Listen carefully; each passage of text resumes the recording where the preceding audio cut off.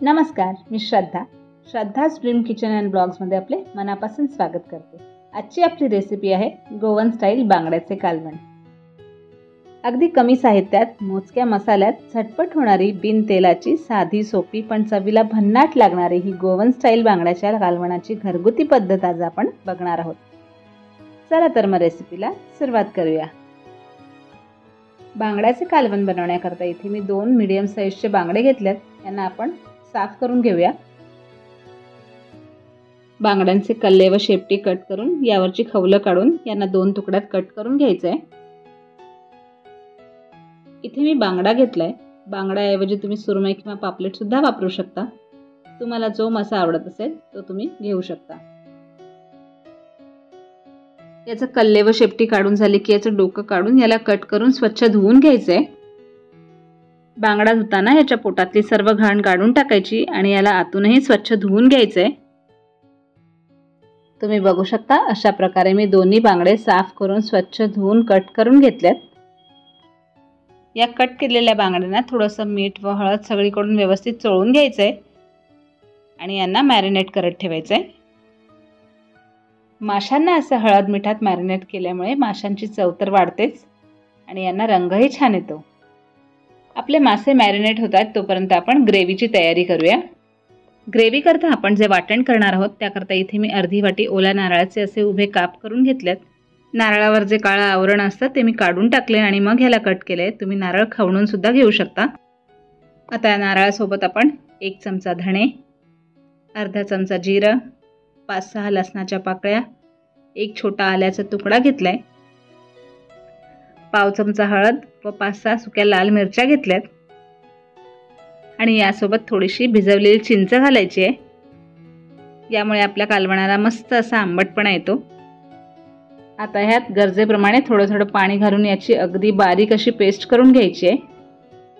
थोडं पाणी घालून अशा प्रकारे मी सर्व मसाल्यांची अगदी बारीक पेस्ट करून घेतली आहे। तुम्ही बघू शकता आपल्या वाटणाला खूप छान रंग आलाय। आपलं गोवन फिश करीचं वाटण तयार आहे। आता आपण ग्रेव्ही बनवायला सुरुवात करूया। इथे मी एका कढईत तेल न घालता आपण जे वाटण केलं होतं ते घालून घेते। मिक्सरच्या भांड्याला लागलेलं वाटणही पाणी घालून काढून घ्यायचं आहे। तुम्हाला ग्रेव्ही किती पातळ हवी आहे त्याप्रमाणे यात पाणी घालायचं आहे। ही ग्रेव्ही खूप जास्त घट्ट नसते, थोडीशी पातळच असते। आता यात गरजेप्रमाणे पाणी घालून याला व्यवस्थित मिक्स करून घ्यायचं आहे। आता यात चवीप्रमाणे मीठ घालून याला 5 ते 7 मिनिटं मीडियम गॅसवर छान उकळी काढून घ्यायची आहे। आपल्या ग्रेव्हीला छान उकळी आली की गॅस स्लो करायचा आणि आपण जे मॅरिनेट केलेले बांगड्याचे तुकडे होते ते एक करून या ग्रेव्हीत घालायचे। मासे ग्रेव्हीत घातल्यानंतर याला जास्त न ढवळता मीडियम गॅसवर उकळी काढून घ्यायची आहे। इथे मी 7-8 त्रिफळ घेतल्यात। यामुळे आपल्या गोवन फिश करीला छान टेस्ट येते। यातल्या बिया काढून टाकायच्यात आणि याची जी साल आहे याला थोडंसं ठेचून घ्यायचं आहे आणि ग्रेव्हीत घालायचं आहे। असं त्रिफळा ठेचून घेतल्यामुळे याचा स्वाद ग्रेव्हीत उतरतो आणि माशांचा उग्रपणा कमी होऊन ग्रेव्ही टेस्टी बनते। त्याचसोबत यात मी 3 हिरव्या मिरच्या उभ्या कट करून घेतल्यात त्या घालते आणि 3-4 कोकम सुद्धा घालते। यामुळे आपल्या गोवन फिश करीची टेस्ट अजून वाढते। आता याला जास्त न ढवळता हलक्या हाताने मिक्स करून घ्यायचं आहे। आता या ग्रेव्हीला 5 मिनिटं मीडियम गॅसवर उकळी काढून घ्यायची आहे। लक्षात ठेवायचं की माशांना खूप जास्त शिजवायचं नाही। जास्त शिजल्यामुळे मासे ग्रेव्हीत तुटतात, म्हणून माशांना गरज आहे तेवढंच शिजवायचं। त्यामुळे फिश करी खायला सुद्धा मजा येते। 5 मिनिटं झाली आहेत आणि आपल्या ग्रेव्हीला सुद्धा छान उकळी आली आहे। आपली साधी सोपी बिन तेलाची झटपट होणारी टेस्टी गोवन स्टाईल बांगडा कढी तयार आहे। याला तुम्ही भात, भाकरी किंवा पावासोबत सुद्धा खाऊ शकता। तुम्ही सुद्धा ही नक्की बनवा आणि ती कशी झाली हे मला कमेंट करून जरूर कळवा।